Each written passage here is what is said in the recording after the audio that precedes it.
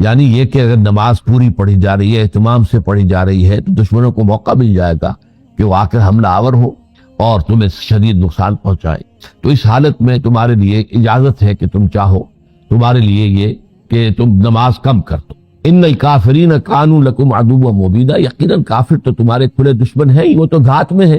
جو بھی موقع انہیں مل جائے گا اس سے انہوں نے فائدہ اٹھانا ہے۔ یہ آیت مبارکہ اس اعتبار سے بہت اہم ہے کہ قصر فی الصلاۃ کا حکم قرآن مجید میں صرف اسی آیت میں، لیکن چونکہ ظاہر الفاظ کے اعتبار سے اس کے اندر اضافی شرط ہے، ایک تو صرف اور دوسری یہ کہ اگر خوف، لہذا جو بھی اصحاب ظاہر ہیں جنہوں نے وہی بات جو میں کہہ رہا تھا کہ ہم تو صرف قرآن ہی کو تھامیں گے، ہمیں رسول کی سنت سے کوئی سروکار نہیں ہے، وہ تو وقتی چیز تھی، ان کا معاملہ یہ ہوا ہے۔ اصحاب ظاہر ہمارے ہاں بھی رہے، پہلے بھی رہے، ابن حزم ظاہری، ان کا نام بھی جو ہے اس فرقے کا یا اس مکتب فکر کا ظاہریہ ہے، ظاہر پر بات کرنے والے، ظاہر پر چلنے والے، اور پھر خوارج جنہوں نے کہا تھا کہ ہمارے لیے تو بس قرآن کافی ہے۔ تو ان سب کے نزدیک قصر جو ہے وہ نماز میں صرف حالت خوف میں، اس لیے کہ یہاں پر یہ شرط ہے، اور دوسرے یہ کہ اجازت دی گئی ہے، تو اس میں کوئی حکم نہیں دیا گیا ہے۔ فَلَيْسَ عَلَيْكُمْ جُنَاحٌ،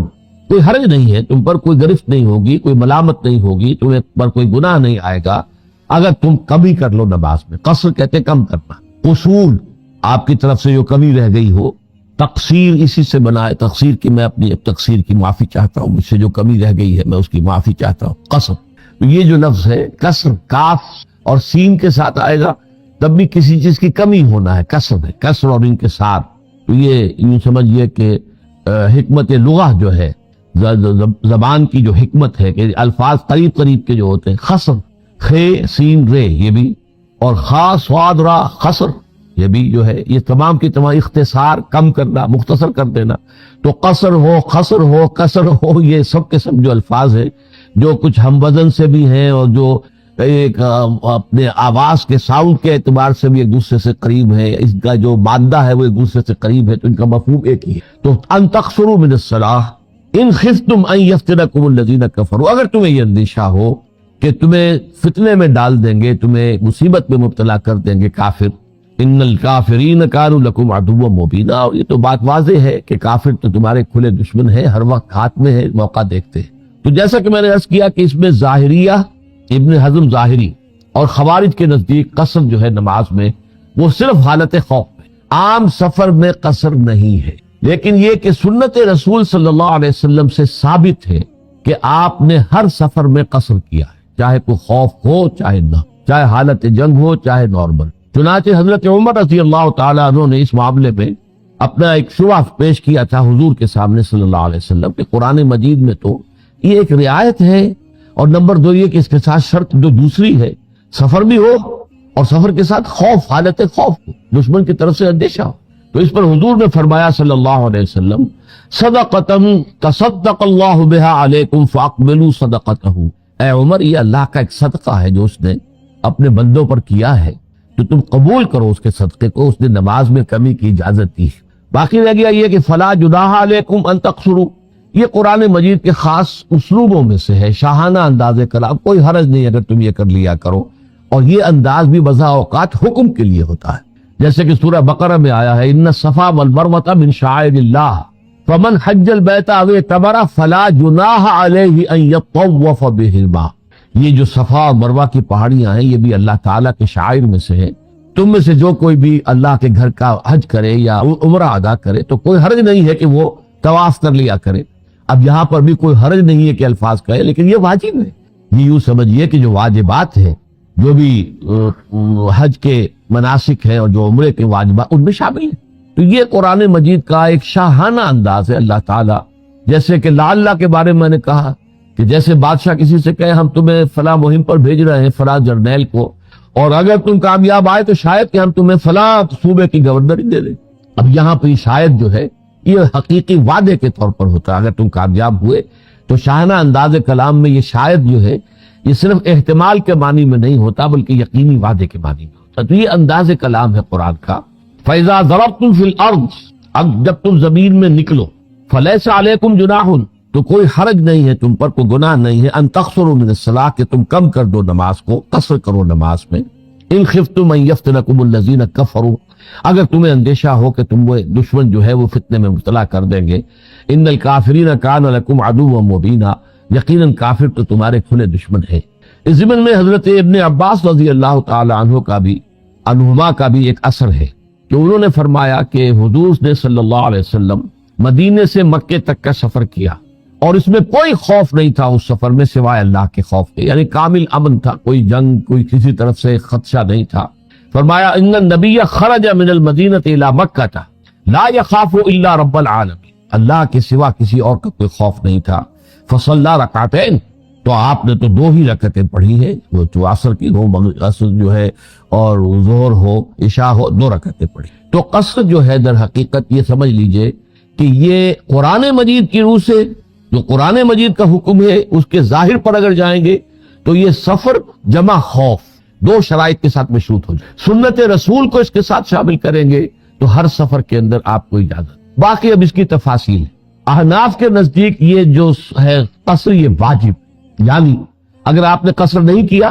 تو گویا کہ آپ کی نماز نہیں ہوئی۔ آپ نے عصر کی 4 رکعتیں پڑھ لی ہے تو آپ کی نماز نہیں ہوئی، لوٹائیے اور 2 رکعتیں پڑھیے۔ بعض کے نزدیک جیسے کہ امام شافعی رحمۃ اللہ علیہ ہے کہ یہ واجب نہیں ہے، البتہ نہ کرنا مکروہ ہے، کہ اللہ تعالیٰ کی طرف سے ایک رعایت ہے اور آپ اس رعایت سے فائدہ نہیں اٹھانا چاہ رہے۔ اس میں گویا کہ ایک طرح کا تکبر سا ہے، اپنی اللہ تعالیٰ کی شان میں کے سامنے جو ہے گستاخی کا سا انداز مکروہ ہے، لیکن واجب نہیں ہے۔ اگر آپ نے پوری نماز پڑھ لی تو نماز ادا ہو جائے۔ اب یہ فقہی اختلافات ہیں جو چلتے ہیں۔ پھر یہ کہ قصر کیسے ہوگی؟ ظاہر بات ہے کہ صرف 4 رکعتوں والی نماز میں قصر ہے، 2 رکعتیں آپ کر لیں گے۔ مغرب کی نماز میں قصر کی کوئی شکل نہیں ہے، 3 رکعتیں رہے گی۔ فجر کی ہے ہی 2، وہ 2 کی 2 رہیں گی۔ پھر اس کے ساتھ یہ مسئلہ یہ اٹھتا ہے کہ آیا صرف فرائض کے اندر یہ قصر ہوگا یا یہ سنن اور نوافل وغیرہ جو ہیں وہ بھی؟ اب اس میں بھی بہت سی رائے ہیں۔ بعض کے نزدیک جو ہے جب فرض ہی کے اندر قصر ہو گیا تو پھر سنت اور نفل جو ہے وہ تو ظاہر بات ہے کہ اس سے بہت کم تر درجے کی چیزیں ہیں، ان میں از خود ہو جائے گا، وہ گویا کہ ساقط ہو جاتی ہیں، ان کی ضرورت ہی نہیں۔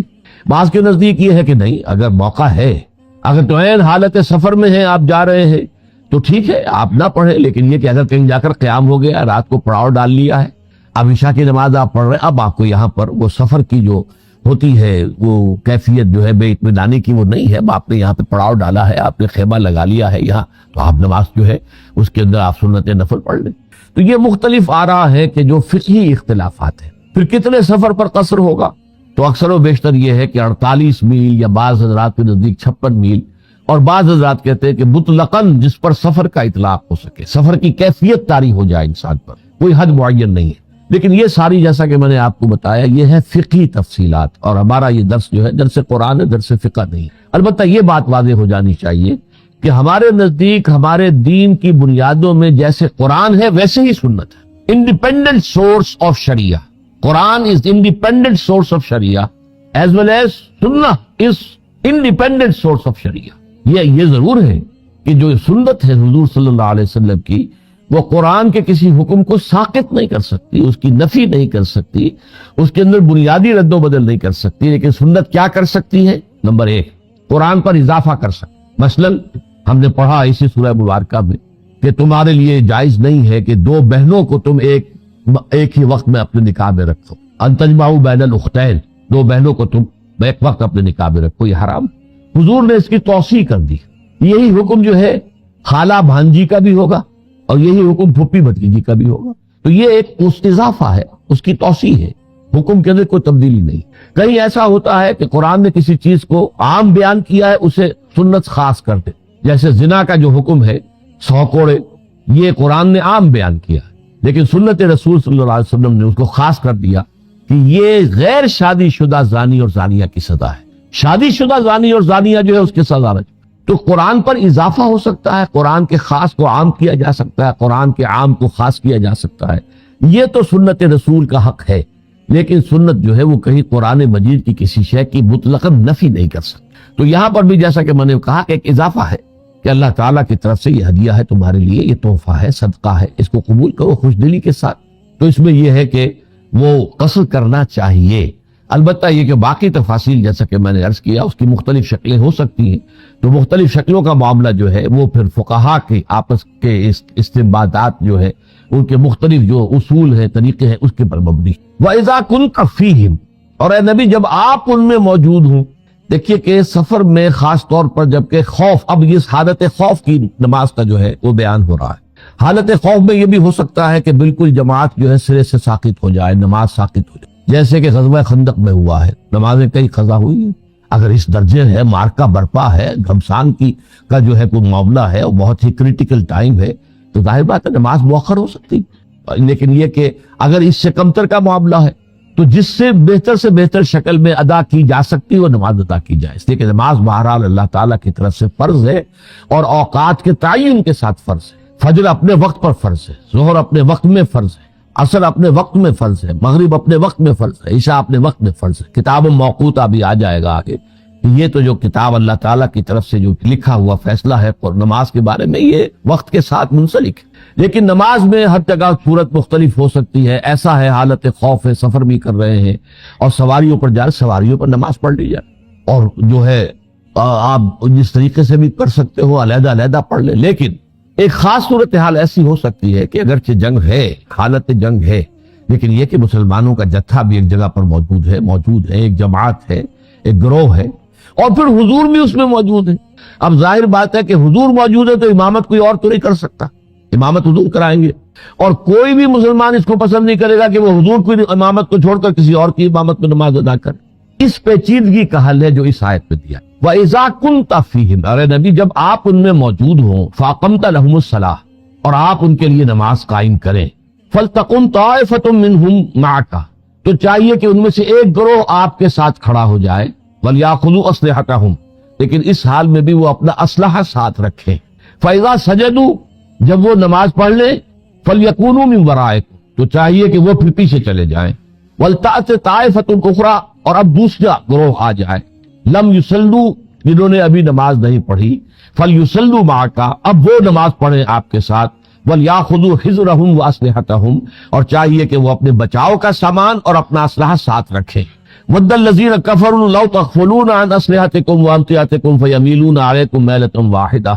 اور یقیناً کافر تو یہ چاہتے ہیں کہ کوئی ایسی شکل ہو کہ تم اپنے ساز و سامان اور اپنے اسلحہ سے غافل ہو جاؤ، پھر وہ تم پر یکبارگی ٹوٹ پڑے۔ اب یہ کیفیت کیا ہے، اس کی مختلف شکلیں آئی ہیں، لیکن جو سب سے زیادہ موضوع سمجھ میں آتی ہے بات وہ کیا ہے کہ 2 رکعت نماز پڑھنی ہے، حضور بھی قصر کر رہے ہیں اور صحابہ بھی قصر کر رہے ہیں، تو حضور نے نیت باندھی اور آدھی جماعت جو ہے آدھی نفری وہ حضور کے پیچھے جماعت میں کھڑی ہوئی، 1 رکعت ادا کر کے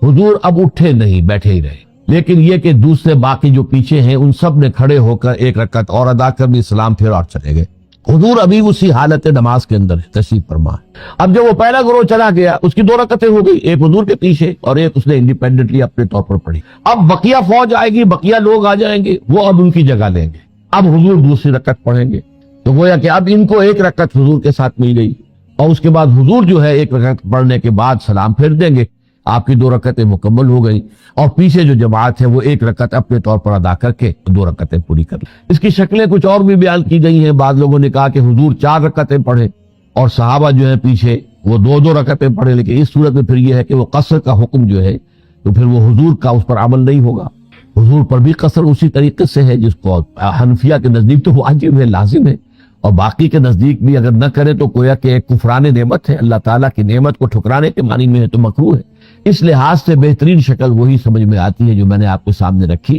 کہ حضور کے ساتھ ایک گروہ نے نیت باندھ لی، 1 رکعت پڑھ لی، اب حضور کے بعد حضور جو ہے اس رکعت کو پورا کر کے تشریف فرما رہے، آپ نے سلام نہیں پھیرا، باقی لوگ کھڑے ہو گئے، انہوں نے اپنی دوسری رکعت اپنے طور پر پڑھ لی، سلام پھیرا اور چلے گئے، اب وہ پیچھے چلے گئے، اب وہ محافظ ہے،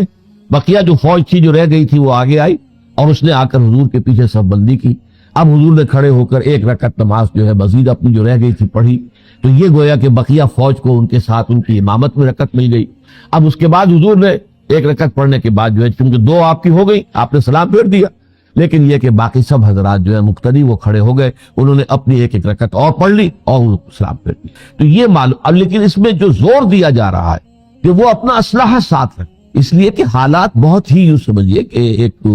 ایمرجنسی کے حالات تھے، بہت کسی وقت بھی کوئی صورتحال پیش آ سکتی تھی۔ اب ظاہر بات ہے کہ اگر حملہ ہو جاتا ہے نماز میں تو نماز تو آپ کو توڑ دینی پڑے گی، اگرچہ وہ نماز توڑی ہوئی تصور نہیں کی جاتی، وہ گویا کہ نماز ہی کے اندر آپ کا پورا عمل ہوگا جو آپ کر رہے ہیں، جیسے اس سے فارغ ہو پھر نماز پوری کریں۔ لیکن یہ ہے کہ ظاہر بات ہے کہ اس صورت میں آپ دوڑیں گے اپنا اسلحہ لینے کے لیے، اتنی دیر میں تو بہت کافی جو ہے آپ کا نقصان ہو چکا ہوگا۔ تو اسلحہ ساتھ رکھیں۔ یہاں دو الفاظ آ رہے ہیں، حذرکم و اسلحتکم۔ اگرچہ حذر اکیلا آئے گا تو اس میں دونوں چیزیں آ جائیں گی، اپنے بچاؤ کا سامان۔ بچاؤ کے سامان میں وہ بھی ہے جو دفاع کے لیے، سر کے اوپر خود ہو، جسم کے اوپر زرہ ہو، اس طریقے سے انسان جو ہے، اور ڈھال اپنی جو ہے اپنے پاس رکھے قریب، جیسے ہی کوئی دشمن کا وار جو اچانک آئے تو وہ ڈھال سے اس کو روک سکے۔ اسلحہ میں تلوار ہے، نیزہ ہے، وغیرہ ہے، چیزیں ہیں، یہ ساتھ رکھیں۔ اب ظاہر بات ہے نماز کے اندر ان چیزوں کو ساتھ رکھنا جو ہے بہت ایک تکلیف دہ معاملہ ہے، آسان کام تو نہیں، لیکن یہ کہ اس میں زور دیا گیا ہے۔ فَلْتَقُمْ طَائِفَةٌ مِّنْهُمْ مَعَكَ وَلْيَأْخُذُوا أَسْلِحَتَهُمْ، انہیں چاہیے کہ اپنا اسلحہ اپنے ساتھ رکھے۔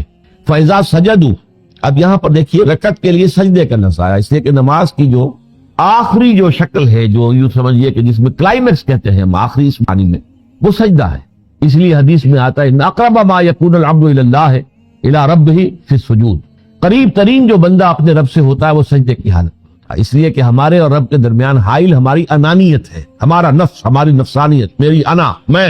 اور اس وقت جب آدمی سجدے میں ہوتا ہے، جس کے لیے آیا ہے کہ یوں سمجھا کرو کہ گویا کہ تم نے اپنے رب کے قدموں میں سر رکھ دی، تو گویا کہ اب انانیت جو ہے اس کی نفی مطلق ہوگی، تو یہ گویا کہ قرب۔ اسی لیے آپ دیکھتے ہیں کہ جو پہلی 5 آیات جو نازل ہوئی تھی وہ پوری سورہ مبارکہ جو ہے، تو اس کے ضمن میں جو آخری ہے فسجد واقترب، سجدہ کرو اور قریب ہو جاؤ۔ اب یہ آیت میں نے چونکہ آپ کو سنا دی ہے، آپ کو جا کر ایک سجدہ ادا کرنا ہوگا، اس لیے یہ آیت سجدہ ہے، تو سجدہ کرو اور قریب ہو جاؤ۔ لہذا قریب ہونے کے لیے قرآن مجید میں بھی اور حدیث میں بھی ان اقرب ما یکون العبد الی ربہ فی السجود، قریب ترین جو انسان ہوتا ہے اپنے رب سے وہ سجدے کی حالت میں ہوتا ہے۔ تو یہاں نماز کو سجدے سے تعبیر کیا گیا، حالانکہ اس میں قیام بھی ہوگا، رکوع بھی ہوگا، سجدے بھی 2 ہوں گے۔ فَإِذَا سَجَدُوا فَلْيَكُونُوا مِن وَرَائِكُمْ، جب وہ نماز پڑھ چکے تو پھر وہ ہو جائیں پیچھے تمہارے، یعنی حفاظت کے لیے۔ وَلْتَأْتِ طَائِفَةٌ أُخْرَىٰ، اب دوسرا گروہ آ جائے، لم يصلوا، جنہوں نے ابھی نماز نہیں پڑھی تھی، فَلْيُصَلُّوا مَعَكَ، اب چاہیے کہ وہ آپ کے ساتھ نماز پڑھے۔ وَلْيَأْخُذُوا حِذْرَهُمْ وَأَسْلِحَتَهُمْ، اور چاہیے کہ وہ بھی اپنی حفاظت کا سامان بھی اور اسلحہ بھی ساتھ رکھے۔ وَدَّ الَّذِينَ كَفَرُوا لَوْ تَغْفُلُونَ عَنْ أَسْلِحَتِكُمْ وَأَمْتِعَتِكُمْ، اور یہ کافر تو چاہتے ہیں، خواہش مند ہیں کہ تم غافل ہو جاؤ اپنے سامان سے اور اپنے اسلحہ سے۔ فَيَمِيلُونَ عَلَيْكُمْ مَيْلَةً وَاحِدَةً، تو پھر وہ تم پر ٹوٹ پڑے یک بارگی، اچانک، پورے کے پورے جوش کے ساتھ۔ وَلَا جُنَاحَ عَلَيْكُمْ إِن كَانَ بِكُمْ أَذًى مِّن مَطَرٍ، لیکن کوئی حرج نہیں ہے تم پر اگر کوئی تکلیف دہ صورتحال ہو بارش کی وجہ سے، او کنتم مرضى، یا کوئی ایسا بیمار ہو گیا ہے جسے بخار بھی ہے، وہ یہ سارا وزن اپنے ساتھ اٹھا کر سجدہ رکوع نہیں کر سکتا ہے، ان تضعوا اسلحتکم، تو اس میں کوئی حرج نہیں ہے۔ وہی جناح علیکم، ایک اجازت دی جا رہی ہے کہ تم اسلحہ تو رکھ دو، یعنی جو جارحانہ اسلحہ ہے، تلوار ہے، نیزہ ہے، کمان ہے، تیر ہے، ان کو تو رکھ دو۔ وخذوا حذرک، اب یہاں پہ چونکہ علیحدہ کر دیا گیا اسلحہ اور حذر، تو حذر کہیں گے، حذر کہتے ہیں بچنے والی شے، قابل حذر ہے یہ معاملہ۔ حذر جو ہے وہ شے ہے جو تمہیں بچائے، سر پر خود ہے، جسم کے اوپر جو ہے، سینے کے اوپر آپ نے زرہ پہنی ہوئی ہے، اور آپ کے پاس ڈھال ہے، یہ چیزیں جو ہے سامان رکھنا ضروری ہے۔ ان اللہ اعد للکافرین عذابا مہینا، اللہ تعالیٰ نے ان کافروں کے لیے بہت ہی اہانت آمیز، بہت ہی توہین آمیز عذاب جو ہے وہ تیار کر رکھا ہے۔ فَإِذَا قَضَيْتُمُ الصَّلَاةَ فَاذْكُرُوا اللَّهَ قِيَامًا وَقُعُودًا وَعَلَىٰ جُنُوبِكُمْ، پھر تم جب نماز اس طریقے سے تم نے ادا کر لی تو اب یہ نہیں ہے کہ تم ذکر سے فارغ ہو گئے، اب تو ذکر کرو، کھڑے ہوئے، بیٹھے ہوئے اور لیٹے ہوئے، رات کو اگر لیٹنے کا موقع مل گیا تب بھی اللہ کا ذکر کرتے ہوئے تمہاری آنکھ لگے اور اللہ کے ذکر کے ساتھ آنکھ کھل جائے۔ الحمدللہ الذی احیانی بعد ما اماتنی والیہ النشور، آنکھ کھلے تو اللہ کے ذکر کے ساتھ ہے۔ اللہم بسمک اموت و احیا، ہے اللہ تیرے ہی نام کے ساتھ میں مرتا بھی ہوں، زندہ بھی ہوتا۔ تو یہ ساری چیزیں جو ہے ان میں ذکر، کھڑے بیٹھے لیٹے ہر حال میں اللہ کو یاد رکھنا، جس کو اب کہا جاتا ہے ذکر کثیر، وَاذْكُرُوا اللَّهَ ذِكْرًا كَثِيرًا لَعَلَّكُمْ تُفْلِحُونَ، جو سورہ جمعہ میں آیا ہے، فَإِذَا قُضِيَتِ الصَّلَاةُ فَانتَشِرُوا فِي الْأَرْضِ وَابْتَغُوا مِن فَضْلِ اللَّهِ وَاذْكُرُوا اللَّهَ كَثِيرًا لَعَلَّكُمْ تُفْلِحُونَ۔ اور اس ذکر کثیر کی میں نے کئی مرتبہ وضاحت کی ہے کہ سب سے عمدہ شکل کیا ہے، ایک تو یہ بھی ہے تسبیح آپ کریں، سبحان اللہ وبحمدہ سبحان اللہ العظیم، کلمتان حبیبتان الی الرحمن خفیفتان علی اللسان ثقیلتان فی المیزان، سبحان اللہ وبحمدہ سبحان اللہ العظیم۔ یہ آخری حدیث ہے جس پر کہ امام بخاری نے اپنا مجموعہ احادیث جو ہے صحیح بخاری اس کو ختم کیا ہے۔ 2 کلمے ایسے ہیں جو اللہ کو بہت محبوب ہیں، زبان پر بہت ہلکے ہیں لیکن اللہ کی میزان میں بہت بھاری، سبحان اللہ و بحمدہ سبحان اللہ العظیم، اس کی آپ تکرار کرتے رہیں۔ اسی طریقے سے دنیا کا جو کام بھی آپ کر رہے ہیں اس میں اللہ کے نبی کی طرف سے جو مسنون دعائیں ہیں وہ آپ پڑھتے رہیں۔ پانی پینے لگے ہیں، بسم اللہ کیجیے، پی چکے ہیں تو الحمدللہ الذی اطعمنی وسقانی وجعلنی من المسلمین، پڑھتے رہیے۔ ہر کام کے ساتھ، دنیا کا کوئی کام آپ تصور نہیں کر سکتے جس کے ساتھ دعا مسنون موجود نہ ہو۔ یہاں تک کہ تعلق ضرور شو ہے، مباشرت ہے، اس کے پہلے بھی دعا ہے، تو دعا اللہ کو تو ہر وقت یاد رکھیں،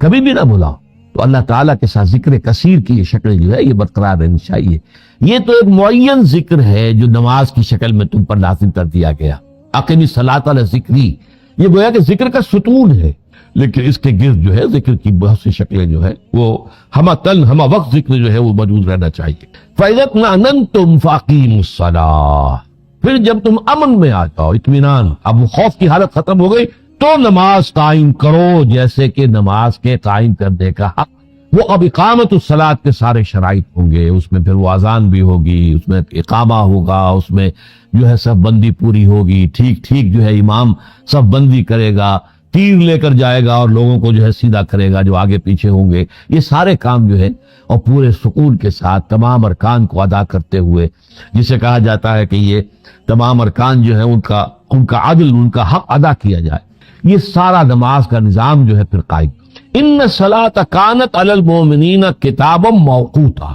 یہ ہے جس کا میں نے حوالہ دیا تھا ابتدا میں۔ یقیناً نماز تو مومنین پر فرض کر دی گئی ہے، کانت علی المؤمنین، کسی کے ذمے کوئی کام لگاتے ہیں، لام کسی کے حق میں کوئی چیز ہونا، اور اعلیٰ کسی کے اوپر ذمہ داری جس کا وہ جواب دہ ہو، جس کے ذمن میں اس کی مسئولیت ہو۔ ان الصلاۃ کانت علی المؤمنین، وہ اہل ایمان کا لازم ہے، فرض ہے، ان کے ذمے ہے۔ اور یہ کتاباً، دیکھیے کتاب کا لفظ قرآن مجید میں آتا ہے شرعی حکم کے، کتب علیکم القصاص، کتب علیکم الصیام، کتب علیکم القتال۔ جب کوئی شے حکم کے درجے میں آ جائے تو وہ پھر کتاب بنتی، لکھ دیا گیا، جیسے کہ اب یہ طے ہو گیا، سمجھے، جفل قلم، اب قلم جو ہے اٹھا لیے گئے، سیاہی خشک ہو گئی، یہ ہے معاملہ اللہ کی طرف سے طے شدہ، لکھ دیا گیا۔ ان الصلاۃ کانت علی المؤمنین کتابا موقوتا، وقت، نماز کا معاملہ وقت کے ساتھ۔ آپ کو معلوم ہے کہ جب سورج نصف النہار پر ہے، اس کے بعد جب ڈھلکنا شروع ہوگا تو ظہر کی نماز شروع ہوگی۔ اگر کبھی آئے شاید قیامت کا دن کوئی ایسا بھی آئے کہ سورج کھڑا کا کھڑا رہ جائے تو ظہر کا وقت نہیں آئے گا، پھر ظہر فرض نہیں ہوگی۔ اگر سورج غروب ہی نہیں ہوتا مغرب فرض نہیں ہوگی۔ تو یہ وقت کے ساتھ اس کو باندھ دیا گیا، اوقات ہیں اس کے، اگرچہ ان اوقات کا تعین آپ کو معلوم ہے قرآن مجید میں نہیں ہے۔ کیا کریں گے؟ نماز اقیم الصلاۃ جو ہے، صرف نماز کا نظام قائم کرنا بھی بربنائے قرآن ممکن نہیں ہے۔ دو آدمی بھی متفق نہیں ہوں گے نماز کے نظام پر اگر آپ سنت کو بیچ میں سے نکال۔ وجہ یہ کہ 1400 برس بیت گئے اور امت میں کوئی اختلاف نہیں، 5 نمازیں ہیں، کوئی اختلاف ہے؟ فجر کی 2 رکعتیں ہیں، مغرب کی 3 ہے، کوئی اختلاف ہے؟ ہر رکعت میں پہلے قیام ہے اور قرات ہے اور پھر رکوع ہے، پھر کھڑا ہونا ہے، پھر سجدہ ہے، پھر بیٹھنا ہے، پھر سجدہ ہے، پھر اٹھنا، کوئی اختلاف ہے؟ 90-95% نماز جو ہے وہ متفق علیہ امت، اور یہ سارا اصل میں فیض ہے، فیضان ہے، یہ احسان ہے سنت رسول کا صلی اللہ علیہ وسلم۔ صلو کما رأیتمونی اصلی، فرق کیا پڑتا ہے کسی نے ہاتھ یہاں باندھ لیے کسی نے یہاں باندھ لیے، کیا فرق پڑا؟ میں کہا کرتا ہوں ڈرل جو ہے، ڈرل نماز کی ڈرل، اس میں کوئی رکھنا نہیں پڑتا، کوئی یہاں ہاتھ باندھے کھڑا، کوئی ہاتھ باندھے کھڑا ہے نا، سب کھڑے برابر کھڑے۔ کسی نے کہہ دیا آمین بالجار، کیا فرق پڑ گیا؟ کسی نے رکوع میں جاتے ہوئے جو ہے وہ پھر رفع دین کر لیا، کیا فرق پڑا؟ وہ ڈرل جو ہے، پیریڈ جو ہے نماز کی، اس میں کہیں رکھنا واقع نہیں ہوتا۔ اس کا سب سے پہلا تاثر مجھے یوں سمجھیے کہ آج سے 40-42 سال قبل جو ہے پہلے حج کے موقع پر سن 62 میں ہوا، حیران منظر دیکھا میں نے کہ ہر طرح کا مسلمان موجود ہے یہاں، کالے موجود ہیں، حبشی موجود ہیں، زرد منہ موجود ہیں، جاوا سماٹرا کے لوگ موجود ہیں، اور یورپ کے لوگ موجود ہیں، عرب کے لوگ موجود ہیں، ہندی ہیں، سب لیکن یہاں پہ اور مسلک حنفی، مالکی، شافعی، حنبلی، جعفری، شیعہ، یہ لیکن نماز کا جو ہے وہ ٹوٹتا ہی نہیں نظام۔ اگر کسی مسلک میں یہ ہوتا جیسے کہ رکوع ایک ہے، سجدہ بھی ایک ہے، تو ظاہر بات ہے وہ تو ایک سجدہ کر کے کھڑا ہو جاتا اور دوسرا جو ہے وہ سجدے میں جاتا کہ دوسرا سجدہ بھی اس کے نزدیک ہے، تو ٹوٹ گئی تھی جماعت۔ یہ ناداں گر گئے سجدے میں جب وقت قیام آیا، جو کھڑے ہو گئے وہ تو یہ کہیں گے یہ ناداں گر گئے سجدے میں جب وقت قیام آیا، اب تو کھڑے ہونے کا وقت ہو گیا تھا، یہ کہاں گر گئے سجدے کے؟ کسی کی رائے ہوتی کہ رکوع بھی 2 ہے جیسے سجدے 2 ہیں، تب بھی جماعت ٹوٹ جاتی۔ جماعت نہیں ٹوٹتی، اور وہ صرف یہ فیضان ہے، یہ احسان ہے سنت رسول کا صلی اللہ علیہ وسلم۔ فَإِذَا اطْمَأْنَنْتُمْ فَأَقِيمُوا الصَّلَاةَ إِنَّ الصَّلَاةَ كَانَتْ عَلَى الْمُؤْمِنِينَ كِتَابًا مَّوْقُوتًا وَلَا تَهِنُوا فِي ابْتِغَاءِ الْقَوْمِ۔ اور دیکھو اے مسلمانوں، اپنے دشمن کا پیچھا کرنے میں کمزوری مت دکھاؤ، سستی مت دکھاؤ۔ ظاہر بات ہے کہ حالت جنگ میں کبھی ایسا ہوتا ہے کہ دشمن آپ کا پیچھا کر رہا ہے، کبھی آپ کو دشمن کا پیچھا کرنا ہوتا ہے، لیکن اب ظاہر بات ہے کہ آپ دشمن کے پیچھے جا رہے ہیں، ہو سکتا ہے کوئی آدمی ذرا سست چلے پیچھے رہے تاکہ اموڈ بھیڑ ہو تو میں بچا رہا ہوں، یا کوئی اور خوف کا اظہار کرے، اور وہ منافقین کا معاملہ ہے، کیونکہ سارا جو ہے یہ ہم نے آپ کو بتایا کہ ڈوری جو ہے وہ نفاق والی ہے۔ وَلَا تَهِنُوا فِي ابْتِغَاءِ الْقَوْمِ، ابتغاء کی معنی تلاش کرنا، حاصل کرنے کی کوشش کرنا، یہاں مراد کیا ہے؟ پیچھا کرنا، اور بالکل ہمت نہ ہارو، کمزور نہ پڑو، سستی نہ دکھاؤ اپنے دشمنوں کا پیچھا کرنے میں۔ کس قدر پیارے الفاظ آ رہے ہیں، ان تکونوا تعلمون، اگر تمہیں علم پہنچتا ہے، علم اردو میں بھی ہم کہتے ہیں رنج و علم، اگر تمہیں کوئی صدمہ ہوتا ہے، تمہارا کوئی نقصان ہوتا ہے، تمہیں کوئی تکلیف پہنچتی ہے، فَإِنَّهُمْ يَعْلَمُونَ كَمَا تَعْلَمُونَ، تو انہیں بھی تمہیں نقصان اٹھانے پڑتے ہیں جیسے کہ تم اٹھاتے ہو۔ کیا وہ جانے نہیں دے رہے؟ وہ اپنے دین باطل کے لیے جانے دے رہے ہیں، وہ اپنے جھوٹے معبودوں کے لیے جانے دے رہے ہیں، تم معبود بحق کے لیے جان دینے کو تیار ہے، اور مدعی ہو ایمان کے۔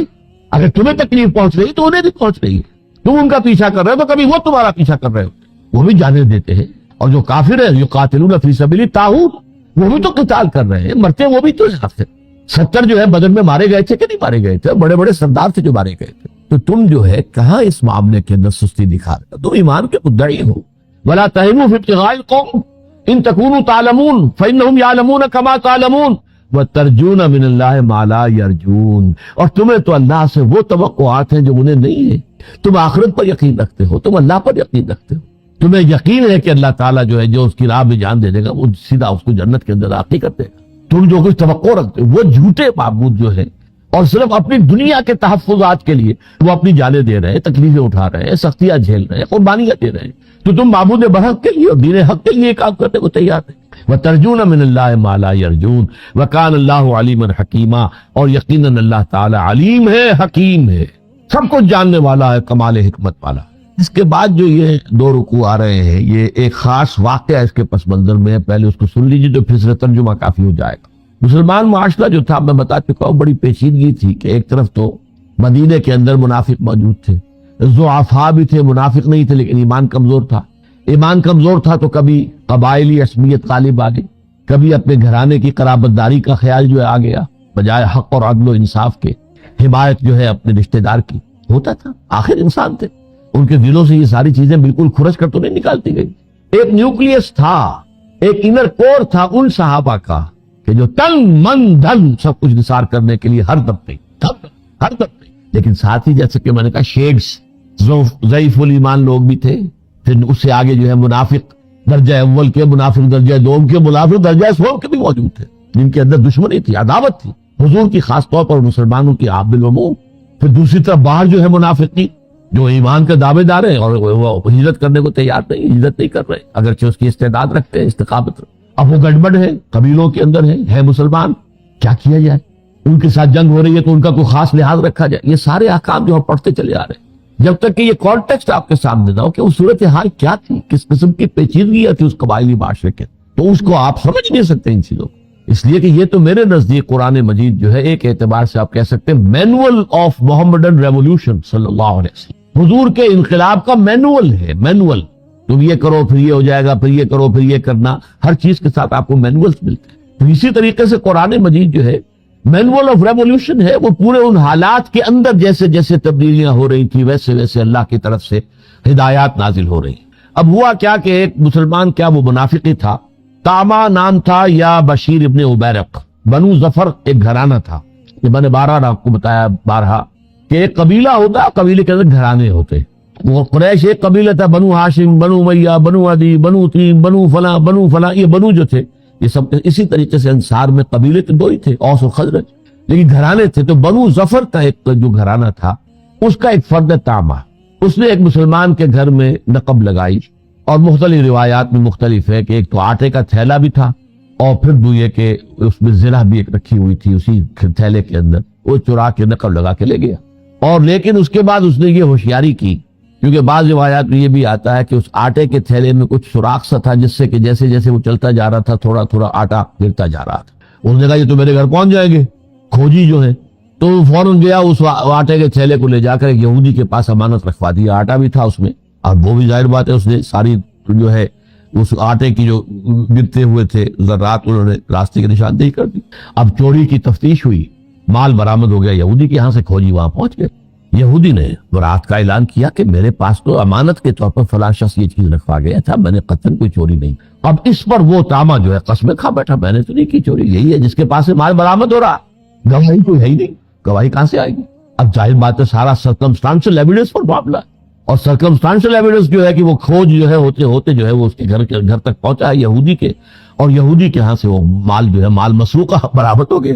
اب جو اس نے قسمیں کھانی شروع کی تو اس کے خاندان والے بھی اس کی حمایت میں آگے، دیکھیں جی یہ مسلمان ہے، اس کی بات پر اتفاق کرو، وہ تو کافر ہے، یہودی ہے، وہ تو مغضوب علیہم میں سے ہے، وہ تو ملعون میں سے ہے، آپ ان کی بات مان رہے ہیں، اس کے مقابلے میں جو مسلمان ہے کلمہ گو ہے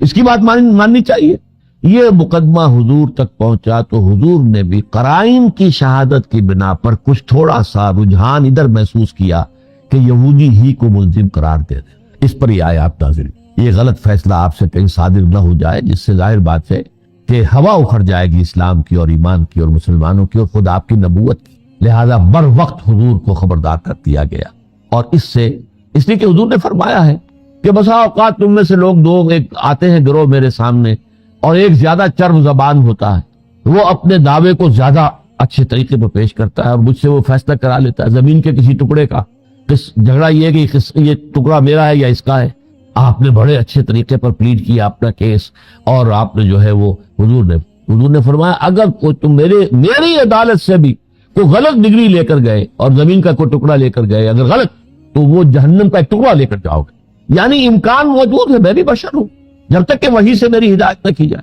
اللہ کی طرف سے اشارہ نہ آئے۔ تو ظاہر بات ہے کہ انسان بحثیت بشر، جو جیسا کہ سورہ کہف کے آخر میں قل انما انا بشر مثلکم یوحی الی انما الہکم الہ واحد، تو میں بھی ظاہر بات ہے کہ قیاس کروں گا، سوچوں گا اور کروں گا، قرائن کی شہادت پر میں فیصلہ کر دوں گا۔ لیکن اگر کوئی غلط فیصلہ لے گیا، چاہے وہ میری عدالت سے لے کر گیا ہے، ڈگری میری ہے، لیکن وہ جہنم کا ٹکڑا لے کر گیا، وہ زمین کا ٹکڑا نہیں لے کر، تو فرمایا انا انزلنا الیک الکتاب بالحق لتحکم بین الناس بما اراک اللہ، اے نبی ہم نے آپ پر یہ کتاب نازل کی ہے حق کے ساتھ، تاکہ آپ فیصلہ کریں لوگوں کے مابین اس چیز کے مطابق جو اللہ آپ کو دکھا دے۔ اب یہاں اراک اللہ جو ہے یہ اراد اللہ کی طرف سے ایک خاص شعبہ ہے جو اللہ تعالیٰ جو ہے اپنے نبی کو بر وقت کسی بات کو سجھا دینا، جیسے کہ حضرت یوسف کے بارے میں آتا ہے وَلَقَدْ هَمَّتْ بِهِ وَهَمَّ بِهَا لَوْلَا أَن رَأَىٰ بُرْهَانَ رَبِّهِ، جب زلیخا نے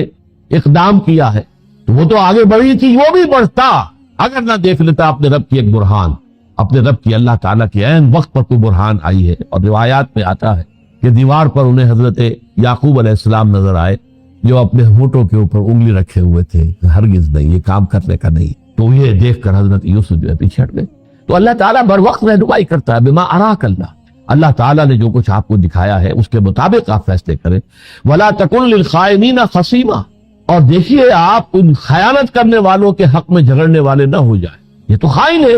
جھوٹ بولا ہے، اس نے غلط حرکت کی ہے، دوسرے کے اوپر الزام ٹکا رہا ہے، تو آپ کہیں اس کی طرف سے اللہ تعالیٰ کے ہاں کہیں جھگڑا لے کر کھڑے نہ ہو جائیں، اس کے وکیل نہ بن جائیں کہ خدا نہ خواستہ۔ اب یہاں براہ راست اگرچہ خطاب حضور سے صلی اللہ علیہ وسلم، یہاں مراد اصل میں یہاں روئے سخن ہے اس مجرم کے ان رشتہ دار کی طرف، تمہیں کیا ہو گیا، تم اس خائن شخص کے لیے، اس غلط کار شخص کے لیے جو ہے جھگڑا کر رہے ہو اور اس کے حق کے اندر آ گئے، مظاہرہ کرنے کے اوپر تیار ہو گئے ہو، کھڑے ہو گئے ہو اس کی حمایت کے اندر۔ ولا تکن للخائنین خصیما واستغفر اللہ، پھر دیکھیے یہاں پہ اگرچہ صیغہ واحد کا ہے، بظاہر خطاب حضور سے، اللہ سے معافی طلب کیجئے، ان اللہ کان غفور الرحیم، اللہ تعالیٰ غفور الرحیم ہے، لیکن ظاہر ہے یہاں بھی روح سخن، جیسے میں کہ ہمارے گھریلو کہاوتوں میں سے ہے کہ بیٹی نہیں بیٹی تجھ سے کہوں اور بہو نہیں بہو تو کان رکھ، یعنی بہو سے خود خطاب کر کے ایک ساس کا کچھ کہنا کہ یہ کر، یہ مت کرو، یہ نہ کرو، بسا اوقات جو ہے وہ بہو پر ناگوار گزرتا ہے کہ یہ میرے اوپر اپنی جو ہے حاکمیت جو ہے وہ ٹھوس رہی ہے، لیکن وہی بات اگر بیٹی سے کہیں گے آپ خطاب کر کے، بیٹی دیکھو یہ کام اس طرح نہیں ہونا چاہیے، اس طرح کرنا چاہیے، تو بہوری بہو تو کان رکھ، تو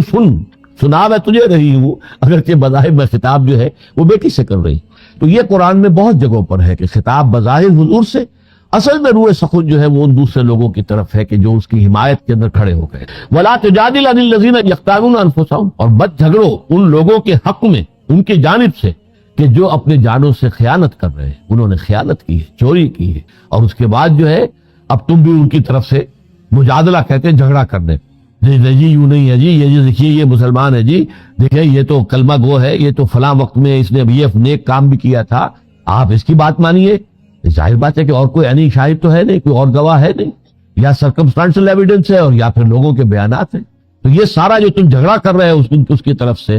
وَلَا تُجَالِزْ عَنِ الَّذِينَ يَخْتَانُونَ أَنفُسَهُمْ إِنَّ اللَّهَ لَا يُحِبُّ مَنْ كَانَ خَوَّانًا أَثِيمًا، یقیناً اللہ تعالیٰ بالکل پسند نہیں کرتا ان کو جو نہایت خیانت کرنے والے ہیں، گناہ کار ہیں، وہ آدمی کوئی بھی ہو، کسے باشد۔ حضور نے تو فرمایا صلی اللہ علیہ وسلم، لَوْ أَنَّ فَاطِمَةَ بِنْتَ مُحَمَّدٍ سَرَقَتْ، اگر فاطمہ بنت محمد بھی چوری کرے گی تو اس کا بھی ہاتھ کاٹا جائے، اس لیے کہ یہ بڑی ایک خاتون، بڑی بنو مخزوم کی ایک خاتون تھی، نام اس کا بھی فاطمہ۔ یہ بنو مخزوم وہ خاندان ہے جس میں سے ابو جہل بھی تھا، مخزومی، تو وہ خاتون بڑی عزت والی تھی، اس نے چوری کی، اس کے ہاتھ کاٹنے کا حکم صادر ہو گیا۔ لوگوں نے سفارش کی حضور بڑے اونچے گھرانے کی عورت ہے، بڑے شریف خاندان کی عورت ہے، ان کی تو ناک کٹ جائے گی، خاندان کی عزت مٹی میں مل جائے گی۔ آپ نے فرمایا اگر محمد کی بیٹی فاطمہ رضی اللہ تعالی عنہ اگر وہ چوری کرتی تو اس کا بھی ہاتھ کاٹا جاتا۔ اور تم سے پہلی امتیں اسی لیے جو ہے تباہ ہوئی، برباد ہوئی کہ جب ان میں سے عام لوگ جرم کرتے تھے تو سزائیں دی جاتی تھی، جب ان کے بڑے بڑے لوگ جرم کرتے تھے تو ان کو نہیں سزا دی جاتی۔ یہ اسلام کے اندر یہ کام نہیں ہوگا۔ ان اللہ لا يحب من كان خوانا اثیما یستخفون من الناس، یہ لوگ شرماتے ہیں، ڈرتے ہیں، بچتے ہیں لوگوں سے، ولا یستخفون من اللہ، اللہ سے نہ خائف ہیں۔ ایمان ہو تو اللہ کا خوف ہو، جھوٹ بول رہا ہے اللہ کا تو خوف نہیں ہوتا، ایمان نہیں، اللہ کا کیا خوف۔ وہ لوگوں سے بچتے ہیں، لوگوں سے ڈرتے ہیں، قسمیں کھا کھا کے اپنے صداقت کا یقین دلا رہے ہیں۔ ولا یستخفون من اللہ وهو معهم اذ يبيتون ما لا يرضى من القول، اور وہ تو ان کے ساتھ ہوتا ہے جبکہ وہ راتیں بتاتے ہیں ایسی باتیں کرتے ہوئے جو اللہ کو پسند نہیں ہے۔ ان کی سرگوشیاں ہوتی ہیں، دیکھو جی اس طرح کرو، اس طرح جتھا بندی کرو، جا کے وہاں پر سب کے سب لوگ ایک وقت کھڑے ہو جاؤ اور حضور کے سامنے کھڑے ہو کر جو ہے اس کا کیس کو پلیٹ کرو۔ یہ راتوں کے مشورے جو ہے اللہ جانتا ہے، اللہ ان کے ساتھ تھا، اللہ دیکھ رہا تھا، اللہ سن رہا تھا یہ کیا کر رہے ہیں۔ وہ معلوم یبیت، بات ہے ابھی تو رات گزارنا، بیتا یبیت، یہ باب تفعیل ہو گیا، یعنی گھڑی گن گن کر کہ اب کل پیشی ہونی ہے حضور کی خدمت میں، تو ذرا کس طریقے سے تم یہ کہنا، تم یہ کہنا، تمہاری طرف سے یوں بات آئے، اس طرح سے آئے۔ اذ یبیتون ما لا یرضى من القول، جو اللہ پر راضی نہیں ہے کس بات پر۔ وکان اللہ بما یعملون محیطا، اور جو کچھ یہ کر رہے ہیں اللہ اس کا احاطہ کیے ہوئے، کوئی عمل بھی اس کی گرفت سے، اس کے علم سے باہر نہیں۔ ہاں انتم ہؤلاء جادلتم عنہم فی الحیات الدنیا، دیکھو یہ تم لوگ وہ ہو جنہوں نے ان کی طرف سے، منافقین کی طرف سے دنیا کی زندگی میں مجادلہ کیا، جھگڑا کیا، ان کی حمایت کی، ان کا ساتھ دیا، ان کی مدد کی۔ فمن یجادل اللہ عنہم یوم القیامہ، قیامت کے دن کون جھگڑے گا ان کی طرف سے؟ ایک دن اصل تو وہ آنا ہے، فیصلے کا دن تو وہ ہوگا۔ تم اپنے عزیز کی، اپنے رشتہ دار کی، اپنے کنبے والے کی، اپنے خاندان والے کی، اپنے قبیلے والے کی حمایت پر کھڑے ہو گئے اور ایک جھوٹے شخص کا ساتھ دے رہے ہو۔ سوچو، غور کرو، ظاہر بات ہے کہ یہ چیز ان سے چھپی نہیں رہ سکتی، اس کے گھر والوں سے چھپی نہیں رہ سکتی کہ کون اصل مجرم کون ہے، اس کے خاندان والوں سے چھپی نہیں ہو سکتی کہ چوری اصل میں کس نے کی ہے، لیکن اس کے باوجود تم کھڑے ہو گئے ہو۔ ہاں تو یہ تم لوگ وہ ہو، ہؤلاء وہ لوگ، جادلتم عنہم فی الحیات الدنیا، دنیا کی زندگی میں تو تم ان کی طرف سے جھگڑا کر رہے ہو، ان کی حمایت میں، ان کی پشت پناہی میں۔ فمن یجادل اللہ عنہم یوم القیامہ، تو قیامت کے دن اللہ سے کون جھگڑے گا ان کی طرف سے؟ ام من یکون علیہم وکیلا، اور کون ہوگا کہ جو اللہ کے مقابلے میں ان کا ذمہ دار بن کر کھڑا ہو جائے، وکیل، کارساز، حوالے دار، کون ہوگا جو اللہ کے سامنے کھڑا ہو جائے؟ ومن یعمل سوءا او یظلم نفسہ، اور جو کوئی بھی برا کام کرتا ہے، ومن یعمل سوءا، برا کام، گناہ کرتا ہے، اور یظلم نفسہ، یا اپنے اوپر ظلم ڈھاتا ہے، ثم یستغفر اللہ، پھر وہ اللہ سے استغفار کرے، یجد اللہ غفور الرحیم، تو وہ پائے گا کہ اللہ تعالیٰ تو غفور الرحیم، بخشنے والا، رحم کرنے والا ہے۔ یہاں تو اس قدر توبہ کا دروازہ کھلا ہے، میں نے ایک مرتبہ پورا درس اسی موضوع پر دیا تھا یہاں۔ اللہ نے تو توبہ کا دروازہ اتنا کھلا رکھا ہے، معلوم یغرغر، جب تک کہ یہ موت کا گھنگرو نہیں بولتا ہے حلق میں آ کر، جب تک کہ جان یہاں اٹکتی نہیں ہے، اس وقت تک دروازہ کھلا ہوا، کرو توبہ خلوص کے ساتھ اللہ کی جناب۔ اور یہ کہ کل بنی آدم خطاؤن وخیر الخطائین التوابون، تمام انسان جو ہے بنو آدم وہ انتہائی خطا کار ہے. ہاں ان خطا کاروں میں بہترین وہ ہیں کہ جو بہت توبہ کرنے والے. گر گئے اٹھو چلو پھر آگے, پھر کہیں گے پھسل گئے گر گئے چلو کوئی بات نہیں توبہ کرو پھر آگے جاؤ. تمہارا نفس ہے تمہارے ساتھ ہے. 99 قتل بھی کیے تم نے تب بھی توبہ کا دروازہ بند نہیں ہے. وہ میں حدیث آپ کو سنا چکا ہوں بڑی تفصیل کے ساتھ, اور وہ انتہا ہے در حقیقت اللہ تعالیٰ کی جناب میں کس قدر جو ہے توبہ کی قبولیت کا معاملہ ہے اور کتنا اللہ کو خوشی ہوتی اپنے بندے کی توبہ سے. تو فرمایا وہ تو تواب الرحیم ہے. وَمَن يَكْسِبْ إِثْمًا فَإِنَّمَا يَكْسِبُهُ عَلَى نَفْسِهِ, اور جو کوئی بھی کوئی گناہ کماتا ہے تو وہ اپنے اوپر ہی گناہ کا وبال لیتا ہے. وہ کسی کا کیا بگاڑے گا, وہ تو اپنے اوپر ظلم کر رہا ہے. فَإِنَّمَا يَكْسِبُهُ عَلَى نَفْسِهِ وَكَانَ اللَّهُ عَلِيمًا حَكِيمًا, اور اللہ تعالیٰ تو علیم ہے, سب کچھ جاننے والا ہے, کمال حکمت والا ہے. وَمَن يَكْسِبْ خَطِيئَةً, اب یہ تو ہے ایک تو گناہ کیا آپ نے, گناہ پر گناہ, گناہ در گناہ, گناہ بر گناہ. کہ من یکسب خطیئۃ, جس نے کمائی کی ہے گناہ کی ایک برے کام کی, ثم یرم بہ بریئا, پھر اس کی تہمت لگاتی ہے کسی ایسے شخص کے اوپر کہ جو بری ہے. یہ گویا کہ جرم در جرم ہے, جرم بالائے جرم ہے, گناہ بالائے گناہ ہے, یہ کمپاؤنڈ گناہ ہے. وہ تو ہے آپ سے خطا ہو گئی, غلطی ہو گئی, جب تک آپ پکڑ میں نہیں آئے قانون کے آپ نے توبہ کی تو اللہ توبہ قبول کر لے. اگرچہ دنیا کا قانون جو ہے وہ تو سزا دے گا آپ, لیکن فرض کیجئے آپ کا اللہ تعالیٰ نے پردہ ڈالا ہوا ہے, کسی شخص سے زنا ہو گیا ہے, لیکن یہ کہ کسی کو علم نہیں ہے اس کا, اس نے اللہ کی جناب میں توبہ کی ہے, اللہ توبہ قبول کر لے. یہ دوسری بالکل انتہا ہے کہ کسی کے دل میں اتنا خوف اللہ کا ہو, جیسا کہ 2 واقعات ہمیں ملتے ہیں. ایک خاتون غامدی خاتون تھی اور ایک جو ہے حضرت معاذ تھے. ان کا کہ حضور ہم سے یہ گناہ ہو گیا, ہمیں پاک کرتی. لیکن یہ تو انتہا ہے کہ رجم کی سزا کے لیے انسان اپنے آپ کو پیش کر رہا. یہ تو تقویٰ کے اور خوف خداوندی کا اور آخرت کے یقین کا بہت ہی بڑا ثبوت ہے. لیکن یہ کہ اگر کوئی پردہ پڑا ہے تو اللہ تعالیٰ چاہتا ہے پردہ پڑا, تم اللہ سے گناہ کی توبہ کرو, اللہ سے مغفرت چاہو, توبہ کر لو, آئندہ کی یہ حرکت میں نہیں کروں. یہ معاملہ جو ہے یہ جرم در جرم ہے, یہ ظلم بر ظلم ہے, یہ گناہ بر گناہ ہے. اس سے انسان کو بچنا چاہیے. بارک اللہ لی ولکم فی القرآن العظیم ونفعنی وإیاکم بالآیات والذکر الحکیم.